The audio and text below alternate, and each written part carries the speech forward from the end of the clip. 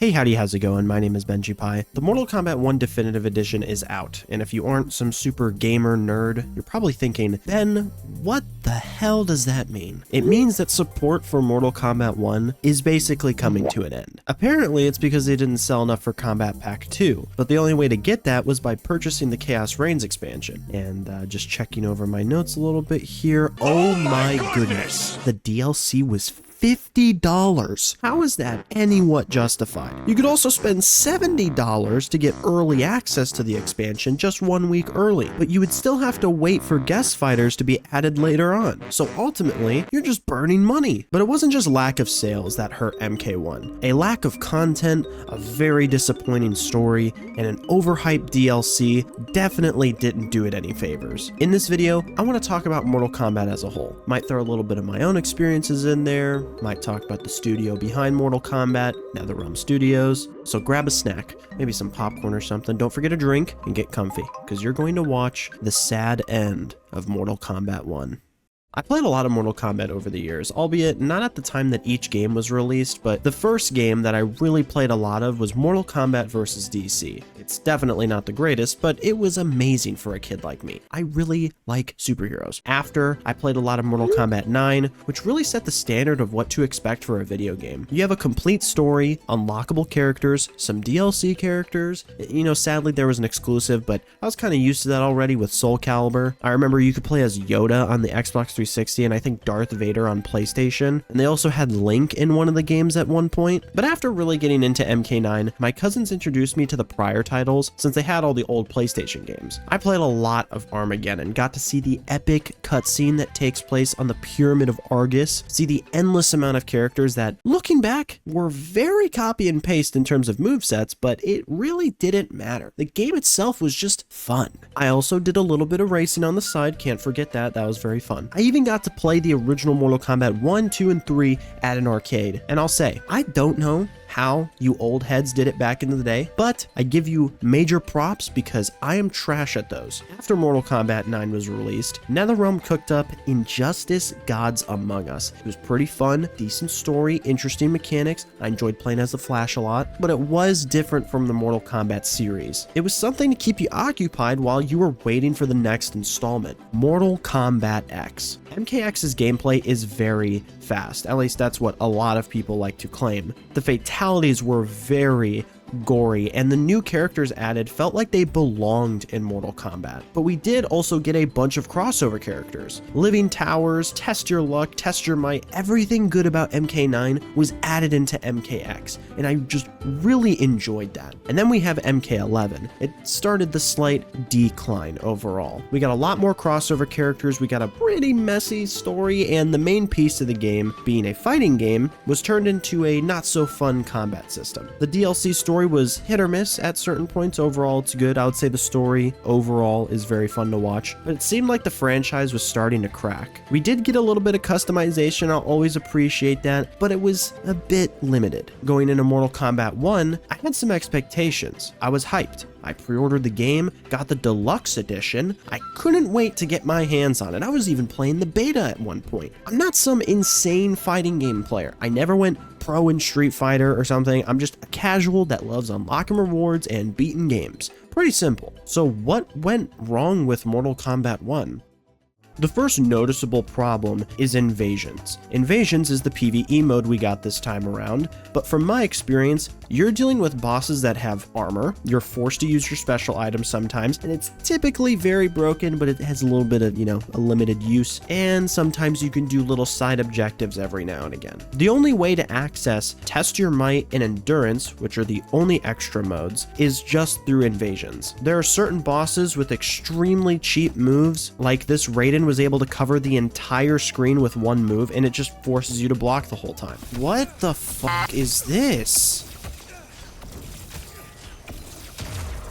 Dude, How the f are you supposed to win that? This smoke was able to go completely invisible and still had armor. And if you don't know, the reason many people like myself may not like armor is because when you hit someone, they aren't stunned. They can just take the hit and then hit you back, but you don't have armor, so it's not really fair. And for some areas in fights, you have to dodge projectiles, which is survive. But it's nearly impossible for some of these, it felt like. And from what I can tell, they made them optional, which is good. I think originally people complained that they were too easy, so they made them even harder, but altogether, it's just not that fun. There just isn't much variety in the mode, and you spend your time doing the same thing over and over and over. On top of that, it requires an internet connection, so if you're like me and you lag out of the match, it won't count your progress. That is probably the most annoying thing that's happened to me. Invasions wasn't very engaging when the game first launched, and it doesn't seem to be any better now. Oh, by the way, crossplay wasn't in the game on launch, it was added later. Other fighting games like Street Fighter 6 had it day one, but I will say that doesn't bother me as much because I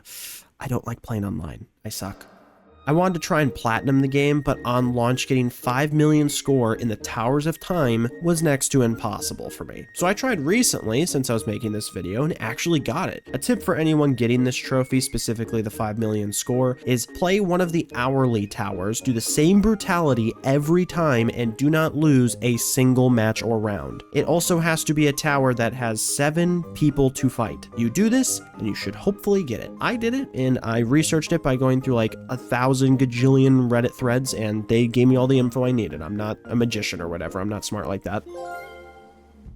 On a positive note, one of the best parts about this game, and it wasn't even added on launch, it was added much later, is Floyd. His intro is sick.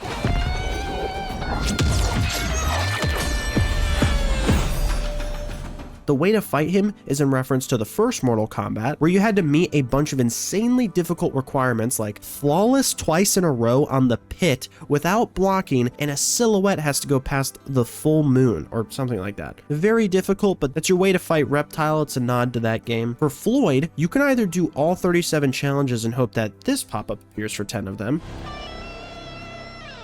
or you can just go to a tracker website and input your username for your platform and just do the 10 that you need. Everyone's is different, and I highly suggest you do the ones that require specific characters first, because you only have 3 tries for fighting Floyd. If you lose, you will have to redo the challenges or wait until your 500th fight to get another chance. If you beat Floyd, you get skins, a bunch of other stuff, but most importantly, you get this sexy ass looking map. It would have been even cooler if you could unlock Floyd as a playable character, but that sounds like a little too much fun for NetherRealm. They wouldn't even let you unlock the Cyber Smoke skin, even though he is a character you fight in Invasions and in the story. It's a noticeable issue that you cannot do brutalities and fatalities on certain characters because they still, after 2 years, have not fully coded them. They just kind of pop into blood. It really bothers me that MK1 doesn't have every type of fatality. They have animalities, which are pretty fun, but it would be nice to get babyalities, friendships, and even stage fatalities. We don't even have those. Don't get me wrong, some of the animalities can be very clever, but some of the other ones are pretty basic. It's like a tiger or lion or whatever that like eats you, or a bear or something like that. That's not as cool as a phoenix. I can't show most of them because they're incredibly gory, but take my word for it. When you look between all the games going from MK9 to MK1, I'm including the Injustice series as well, you wonder why they don't reuse their best ideas. Tag teaming would have been great this time around. The cameo system is just plain out terrible. It was definitely an idea, but it was something that people really did not enjoy. Cameos make sense for the story, but they don't make sense for online play at all. Tag team is so much more fun. It makes the matches longer, but it's far more interesting than spamming one singular button over and over. Injustice 2 had it pretty good with all the different gear pieces, and I didn't really like the whole random chance of getting items, but that's something that you can tweak. We have one gear slot. It barely changes a thing now. I don't want, stats for each item and all that sort of stuff. We don't need that. That's kind of unnecessary, but I would like to be able to change more on each character. If you wanted to, Invasions could change the stats for the item, but only in Invasions. Some of the customization for characters isn't even noticeable, so you just never get to see it. It would be far more interesting to be able to customize different pieces and specs of each thing, and I know that we don't exactly have that because in Injustice 2 there's no fatalities, so clearly it's not going to be that way. But come on, man, come on. Why was the Krypt not in this game. The shrine could stay. I understand why we have it. It's a little bit easier, maybe if people don't want to explore, but maybe the Krypt could offer something that the shrine didn't have. The Krypt is something that should never be missing in any of the Mortal Kombat games because it's very enjoyable. Obviously, some of the time it can be boring or annoying or whatever, but it's something else to do. It's PvE offline content that's just chill, and a lot of people enjoy that. We also have no clear way to be able to access Test Your Might. You have to go through invasions and find it to be able to do that. There's no towers from what I can find. We can't even play Test Your Sight, Test Your Strike, Test Your Luck. You would have the opportunity to add special skins, items, literally anything for people that wanted to complete that, but it's not like you're forced to, it's optional. And finally, this leads to the two main reasons as to why Mortal Kombat 1, or even Mortal Kombat in general, has started to decline or fail. I gave it its flowers, okay? I said Floyd is cool because Floyd is very cool. There's some parts about the game that are very interesting. I do like some of the colors for characters. I don't understand why we have something like Jean-Claude Van Damme, but we have it. I do like some of the crossover characters. I enjoy a lot of pieces of this game, but overall, these are the two main reasons why it started to fail. DLC and the story. We'll start with DLC first. Kombat Pack 1 was drip-fed to the fullest, and there was no denying it. Someone had the bright idea to sell main fighters and cameo fighters one after the next, and I think it went month by month. At first, everyone was super hyped for Omni-Man because that was the first to get released, and that hype would have lasted far longer if it wasn't for the next release that was Tremor as a cameo fighter. Janet Cage was another cameo fighter when in reality, it should just be Johnny Cage with a skin to look like Janet Cage. We have Jean-Claude Van Damme as a skin. It's possible to do this. You also have characters like Quan Chi and Ermac being sold as DLC when they're in the base game story. And then there's Movado and Darius. I don't know Movado at all. I don't think he's in the story. I've never seen him. But what I do know is Darius is in the base game story as well, and you face off against him. Funnily enough, you can buy all the cameo fighters separately, so take $10 off the price for Kombat Pack 1. You can't play as them, you barely interact with them, there is nothing interesting about cameo fighters. If you couldn't tell, I don't like the cameo system at all. They should not have been included in Kombat Pack 1. It would have made way more sense to allow people to unlock cameo fighters for free rather than forcing them to pay money for it. Besides that, you have Kombat Pack 2 and the Chaos Reigns expansion. Not only is the DLC story boring,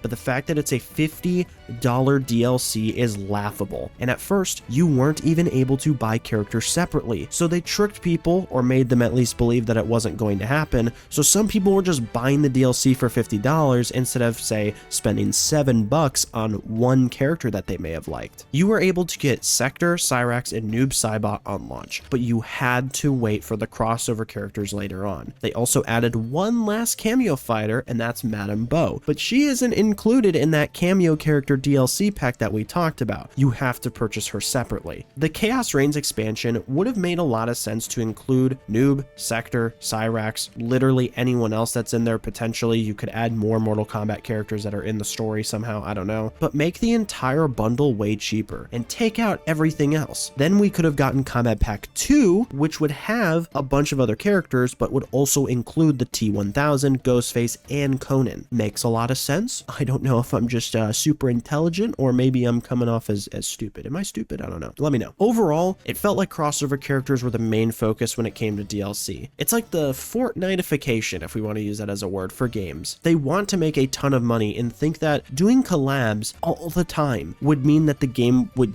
end up having a bunch of gajillion dollars spent on it. You have to make the core parts of the game good before really going into collaborations. If MK1 was fleshed out, crossover characters are like the cherry on top, but since they still added them, yet the game felt unfinished, it seemed like NetherRealm was just trying to get as much money as possible because they knew the game had failed. And now we have the story. I decided to replay it. I went through all the cutscenes and everything, just so it would be, you know, fresh in my mind. And good golly, oh my God, it is worse than I imagined. But let's give a little bit of context to the overall story, because regardless of timeline resets and stuff, we're still on one continuous path. At least that's kind of how I see it. There is the original timeline, which ends in Armageddon. Through MK9, we are to believe that everyone besides Shao Kahn is dead. As he is about to kill Raiden, Raiden casts a spell with a message to his past self in order to avoid this crisis. He must win. This is the start to MK9. Mortal Kombat 2011 is all about slightly changing certain events, but some of the time, those events are replaced by something else, if not worse. Two very big examples. Instead of Smoke being taken and becoming a part of the Cyber Initiative within the Lin Kuei, Raiden prevents it and Sub-Zero is then forced to become a robot. Another example is Motaro originally kills Johnny Cage, but in this new timeline, Raiden prevents that by body slamming the fuck out of him. And since Motaro was killed and Johnny Cage didn't die, Sindel is granted the power of Shang Tsung, and I believe Shang Tsung dies here, and she goes on to finish what Motaro could not. This leads to quite possibly the worst fight scene to date. I don't think a single person here actually uses their abilities besides Nightwolf at the very end. I really do not like that in some of these cutscenes, but everyone fights Sindel one by one, and Sindel kills all of them, besides the two humans, Johnny and Sonya. And all of this happened because for some reason, Raiden wanted to take Liu Kang with him to see the Elder Gods. There was legit no reason. Liu Kang didn't even talk. But okay, let's skip forward a little bit. MK9 ends with Shao Kahn's defeat, and now we're in MKX. This is where the story gets, at least it starts to get a little messy. MKX has comics that are intertwined in the story, and there are a lot of jumps, past and present, and all that sort of stuff. Would have been okay with the comics existing as long as it was possible to read them through the game, but sadly, you couldn't do that. You had to go and pay for them somewhere else. There are issues like having Cyber Sub-Zero be a Revenant in MK9, only to be human again in MKX just because Quan Chi can do that. And then there's very silly things within MKX like the start and end of the story having to do with Johnny Cage's power, which is a ex machina of some sorts of, you know, haha, suddenly now I'm better than you and my powers make it so that I'm invincible, when we never see Johnny like actually use those powers. But MKX ends with Shinnok's defeat and Raiden becomes a little evil. Barely, but a little evil. It's kind of like an angry dad. And MK11 starts with attacking the Netherrealm and destroying the Citadel. I don't know why they started doing this for their games, but they got Ronda Rousey to voice Sonya and deliver one of the worst voice acting performances to date, at least in my opinion. That's what's weird. That and having daughters our age.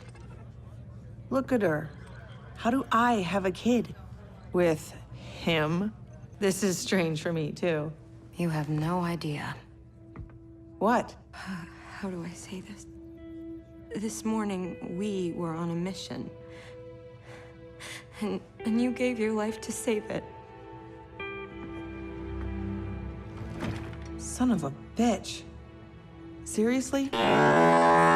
Sonya dies, and a little bit later, a new character is introduced, Kronika. She rebuilds the Citadel that was originally destroyed, and she talks about how Raiden has offset the perfect balance that she tries to create in the timeline every time. She has reset the timeline numerous times, and now she wants to do it one last time. Her solution to this is removing Raiden completely, and then this turns into a time travel disaster. She brings good and bad guys from the past to the present, right as Kung Lao defeated the Deadly Alliance, which is Shang Tsung and Quan Chi. Then from here, it's all about trying to stop Kronika from restarting history and creating a new era. I can't easily explain a lot of what happens in MK11's story because most of it doesn't matter by the end of the game. We get our first DLC story called Aftermath, where Fujin, Nightwolf, and Shang Tsung go into the past and get Kronika's crown, because without it, you can't properly fix time unless, you know, you destroy it with the hourglass, whatever the hell. Even though no one ever uses it again past this point, from what I can tell. And the reason why they need it is because Liu Kang destroyed it. The ending to Aftermath was open-ended, and it allowed NetherRealm Studios to come up with any idea they wanted, and they chose quite possibly one of the worst ideas ever. This leads us into MK1's story. Now this will be a lot more in-depth. I know I breezed past the other stuff, but I need to catch you up a little bit. MK1 is all about how the fire god Liu Kang restarted history and carefully crafted everything to be different but balanced. It starts with Shang Tsung, and we see he has no magic. He has pretty much just become a con artist. Then Kronika approaches him, tells him that he is meant to be more. First issue with this is that as fans of the franchise, we played the game before and know that Kronika is a one of one. Once she's dead, she's unable to come back. So now we know that this isn't actually Kronika. We're just waiting to see what the big reveal is. This is also confirmed way later in the game. We meet the new Kung Lao and Raiden. They're basic farmers, and we learn that they have been training with Madame Bo, which is actually a replacement for Bo Rai Cho. show. I don't necessarily mind this. It kind of works. It's not, you know, thrown in your face that it's a different person, but I wish that they could both exist at the same time. Then we see that the Lin Kuei has appeared. They're threatening Madame Bo. Kung Lao and Raiden are willing to help, and then we figure out that this is just a test from the Lin Kuei to see if they're fit to be Earthrealm's champions, all because Liu Kang kind of set it up with Madame Bo at the same time. And obviously this whole thing is a test, but why would the Grand Master of the Lin Kuei be here? That doesn't make any sense. We never see the Grand Master. Bi-Han lets himself be beaten a lot of the time, and the same goes for Smoke and Scorpion. And yes, Scorpion is now part of the Lin Kuei instead of the Shirai Ryu, and he is Kuai Liang and not Hanzo Hasashi. If you're someone that never played Mortal Kombat or doesn't know what I'm talking about, basically Scorpion is now Sub-Zero's brother when originally they were sworn enemies, essentially. And also a little bit before this altercation, Madame Bo is chucked off this ledge. This frail old lady should have at least like busted a hip, but it's brushed off as a joke. Something else that bothers me is sometimes throughout the story, a character might get knocked out and you can still just use their cameo. I don't get that. Raiden and Scorpion are both knocked out and we're still able to use them in the fight. It just doesn't really make sense. Since this is a test, that means that the Lin Kuei wouldn't have tried to kill or really harm anyone regardless of Madame Bo eating shit. So this really wasn't a test because no one did any actual damage to one another. But Liu Kang does kind of acknowledge it as, are they willing to help, not are they willing to win. But realistically, it would have been better to have an actual threat, not the Lin Kuei, at this establishment at Madame Bo's place, and see if Raiden and Kung Lao would try to fight. And then the Lin Kuei would drop in to fully stop whatever the evil thing is, and that way we can play as Sub-Zero or Scorpion for the first chapter or two. We can get introed to Kung Lao and Raiden, but we don't need to play as them, especially when they don't have their actual moves. It cuts,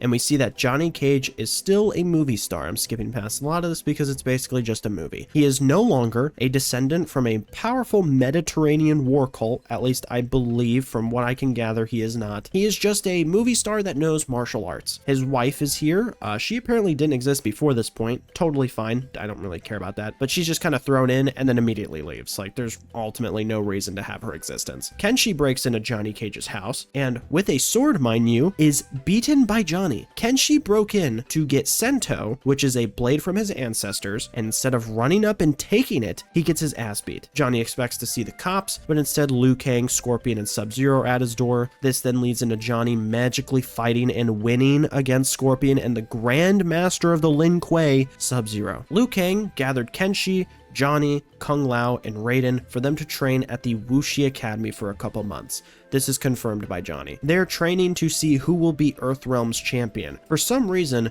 there can only be one. If you have the home advantage, you're able to send as many people as you want to fight. But if you're not at home advantage or something like that, you only have one person, and if they lose, it's over, which that just seems like horse shit. I don't fully get it though. I really don't understand a lot of this stuff because it is the smallest part of the story. The Mortal Kombat tournament is basically on the back burner and holds little to no value in this story. It just gives a reason to bring a couple characters together and show off Outworld. That's right, I totally forgot about this. I've tried to find a clear answer for what happened to Edenia, which is the place that Katana and Sindel come from. They were there, and I think that's its own realm from my little lacking bit of knowledge that I have of Mortal Kombat. And the only possible answer is that it's now part of Outworld, but rather than Shao Kahn taking it over and merging it, and it's called Outworld, Edenia 1 merged with Outworld, and now it's still called Outworld. And yeah, there's also a chance, there's some stuff I did see and read that Edenia is just a part of Outworld, so it was merged. I don't know how Liu Kang has the power to merge realms, but I don't care because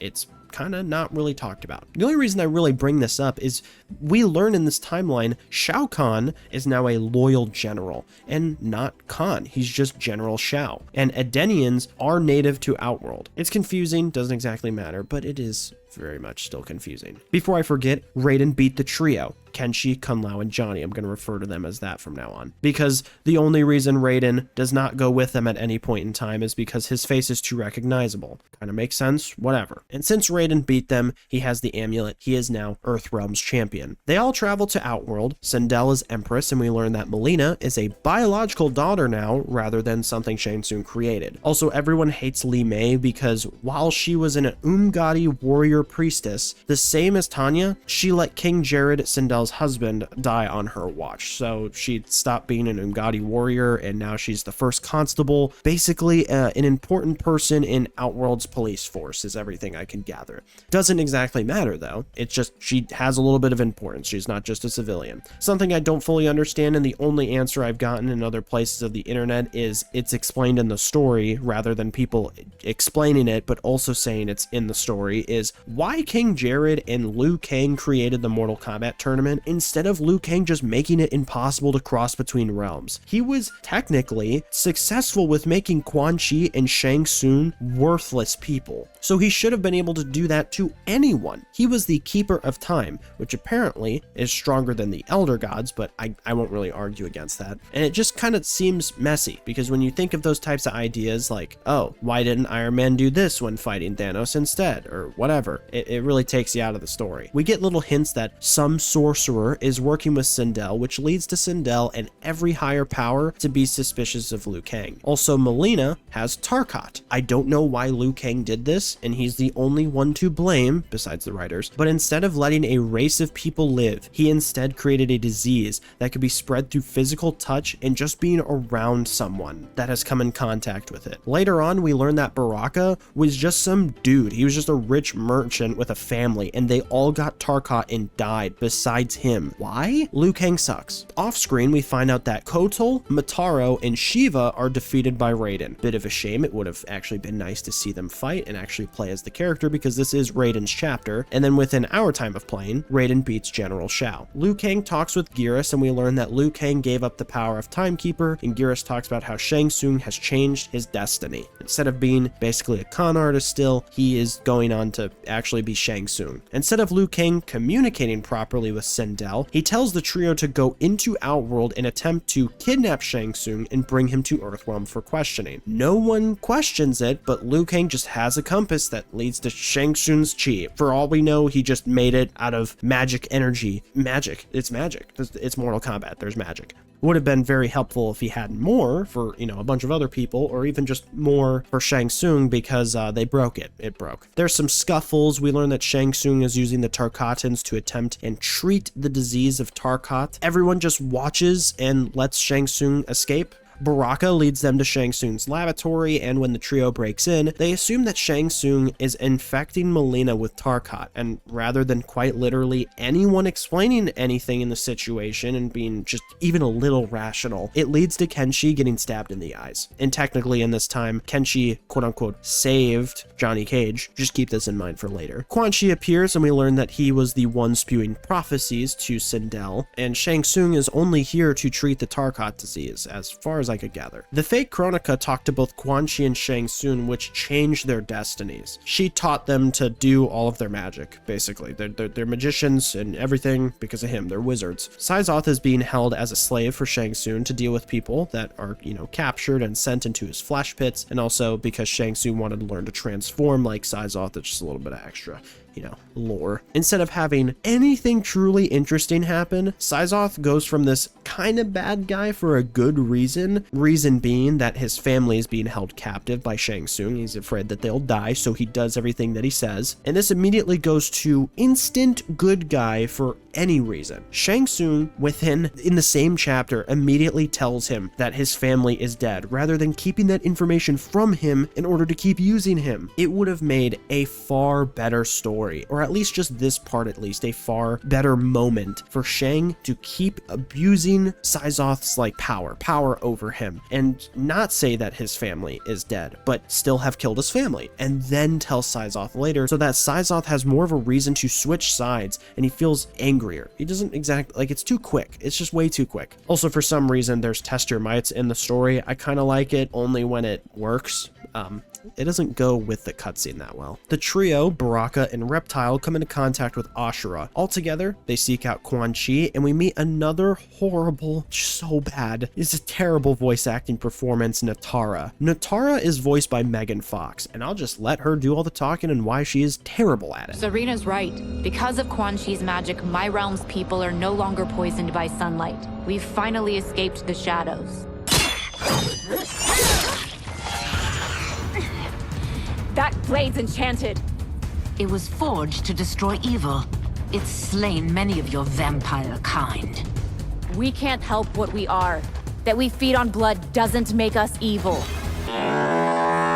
Quan Chi creates a Soul NATO, and that creates Ermac. A little bit before this, Johnny for some reason decided to bring Sento along. He never uses it, like genuinely, he never uses Sento, but he just has it on his back as a fuck you to Kenshi. And because Kenshi, quote unquote, saved Johnny from Mileena, Johnny just gives Sento to Kenshi now that he is blind. He can't use the sword because he has no idea about Sento's powers. No one does. That's figured out later. And then there's the same issue of having a character be knocked out in the cutscene, but you can still use them as a cameo. It's annoying. It takes me out of the story because I immediately am like, oh, this person's awake now. Kenshi fully unlocks Sento by fighting Ermac. And I know I brought this up before, but big surprise, Quan Chi and Ermac are both in the story, and you still need to pay for them later. Would have been better if we could at least unlock them. Also, I believe most, if not all, the skins in the story are not usable or earnable anywhere. There may be a very small few, but I swear there's like literally none of these available. I noticed that Chameleon makes a few appearances, and she is also a DLC character. I saw Johnny Cage use his powers in this cutscene, which is a little odd, but why wouldn't he use it literally any other time? Liu Kang learns about Quan Chi and Shang Tsung working together, and it's finally time to use Sub-Zero. And it's chapter 8 of the story. We're like halfway, a little bit further than halfway through. I don't understand the reason to make Bi-Han so evil in the story. There's no real reason for it. Like, he isn't stubborn or cruel with his ways. There isn't some backstory of accidentally letting his father die or being unable to save his father. So that means that Bi-Han is strict and stern and does things in a certain way, but you know, he doesn't kill for certain reasons or whatever. He's still technically a good guy. He's just a bit of a dick. No, instead he just let his father die because his father was a fool, is what he says. And this is all found out because Shang Tsung just offered a basic army of, I guess you could say, undead stone dragon army soldiers. I don't get this. And then we learn that there is a multiversal element revving up in the story. Liu Kang and Geras go to convince Sindel to not send an army against Earthrealm. We see that Shinnok's amulet isn't supposed to exist, but General Shao has it, probably because he was given it from another timeline. Then later, all because Mileena beat up Ermac, that means King Jared was able to take hold of him because a spell was broken. Yeah, it's kind of bullshit. Shang Tsung introduces everyone to, well, Shang Tsung, but instead he is a Titan. We learn that the multiverse was created when Shang Tsung and Liu Kang fought for control of the Hourglass originally. And this is probably the reason why the original voice actor didn't return for Raiden, because of how sloppy it is. But they did use the old model of Raiden, or at least something a little similar, and they got someone that sounded kind of similar. At this point, why not just not do that and instead just use the new look for Raiden and just make him look evil? I don't get it. And yeah, past this point, it's kind of pointless to really talk about the story in depth. The ending isn't good. It's messy and lacks literally any weight, because at the end of all of this, we know Liu Kang could just reset time. But obviously, we did get a little bit of extra story, the Chaos Reigns expansion, and if I hear one more person say chaos, chaos, chaos, chaos, chaos, chaos, anarchy, again, I think I will lose it. I'm not going to really talk about the DLC like super in depth or anything, because first of all, I'm not spending money on it, and I'm not gonna play it. Second of all, it shouldn't have happened. Some people have said it's like a Sunday morning cartoon where the bad guy just keeps doing evil things for no reason and the good guy just beats him by the end of it. That is realistically all the story is about. It's about Havoc saying chaos and anarchy and doing just evil shit and just having a bunch of characters in it for some reason, and a lot of it doesn't make any sense because why would it? It's not complex, okay? Complex means that it's more interesting the more you go into it. It's messy. It's sloppy. Bi-Han gets turned into Noob Saibot for some reason. Like, there's legit no reason to do this, and now there is just no Sub-Zero in the actual, like, MK1 story now. He's gone. Cyrax and Sector have robot suits and aren't actually robots. Some people would have an issue with them being women. I don't care. You can leave them as that as long as you make them cool and badass. The Cyber Initiative is very creepy and messed up and kind of, you know, scary if you want to really get into it, but it adds layers to the Lin Kuei and parts of the story, which makes it more interesting, which makes it complex, not messy. They instead just took that completely out. That's dumb. So without any complexity or layers, you now have the Grandmaster being killed, and I believe Scorpion is now the Grandmaster. There's legit nowhere they could go with the story that would make sense and be interesting. They just completely ruined it. The very end of the game, the very end of at least the original story, just ends on the dumb pyramid because it can. And I thought it was cool the first time, but when you really want it to be something interesting and fun and have almost texture in a way, if you want to describe it like that, basically you want more to the thing that you're enjoying, not just a quick laugh, haha, I spent $70 on this, oh, like you don't want to be sad after finishing whatever it is. You want to potentially replay it in the future. The Batman Arkham games are a very good example of this. When you beat Batman Arkham, you're like, damn, that was good. Some shit kind of sucked, but it was good overall. And then maybe a few years later, you get back into it and you're like, yeah, this is so much fun. Maybe do the same for the Spider-Man games. You know, stuff like that is great. But these, man, at least MK1 was so bad.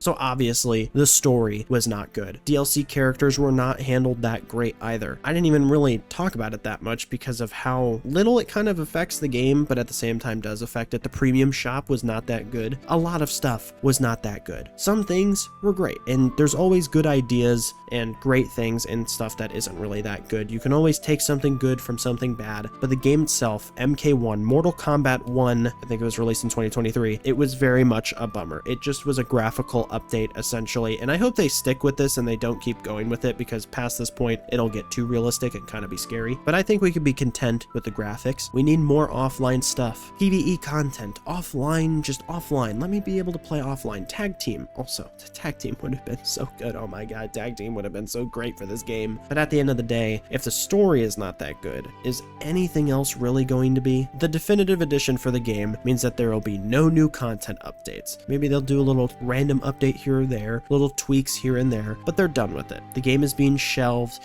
and NetherRealm is going to go work on something else. I hope we're all on the same page and understand that it's not NetherRealm Studios' fault. It's not fully them. Maybe the writing was fully on them, or there was something else that we don't know about, but Warner Brothers is the publisher. WB can do a lot. They can decide a lot for their games, because as a publisher, you're deciding how the game is marketed, how things in the game should cost. They have the final say for the premium shop and how people unlock rewards. There's a lot, okay? There's a lot that they have full control over at the end of the day. And I hope that Mortal Kombat 1 is taken as a lesson, and NetherRealm really learns from this, and WB gives them more control. I don't know what game could be next. Maybe we need to do, like, you know, MK1 Part 2. Is that possible? No, I'm kidding. It could be Injustice 3, Mortal Kombat 13, Mortal Kombat vs. DC 2. I just hope it lasts a little bit longer. I really hope the story is good. I hope that it's enjoyable, you know, competitively, so that other people play it, because you want to get both markets in there. We need like a really good roster, like 30 characters on launch, towers that are fun to play, extra challenges for people to do, like test your might and all that sort of stuff, mini games, things to unlock skins and outfits, whatever. Pretty much just do right by the player, and people will happily spend money on your game and play it. I was hoping MK1 would be amazing, but it was a very short-lived bit of fun. If you guys would like to see me review any other fighting games, or any game for that matter, comment it down below. And if you want to support the channel in any way, all you gotta do is subscribe and keep watching my videos. Anyone can become a member if you want to. It's obviously optional. I just appreciate your guys' support with whatever way you do it. Member or not, you guys are still awesome. And I know this video has kind of taken a while. I didn't upload for a bit, and I haven't been streaming for a bit. It was hot for a while. My internet stuff has been out. I moved, which is crazy, and recently I actually, like a week ago, I got poison ivy. So it could be worse. You know, I could get hit by a meteor or something, but yeah, I should be all good. By the time this video is out, I'm hopefully streaming and all that sort of stuff. You can check me out on Twitch. I stream on the same YouTube channel, Bennjipie, on YouTube, whatever. I think I've said the same thing like a gajillion times. Don't worry, I'm gonna go. Okay, I'll see you guys. Make sure to eat water, drink food, stay safe. See ya.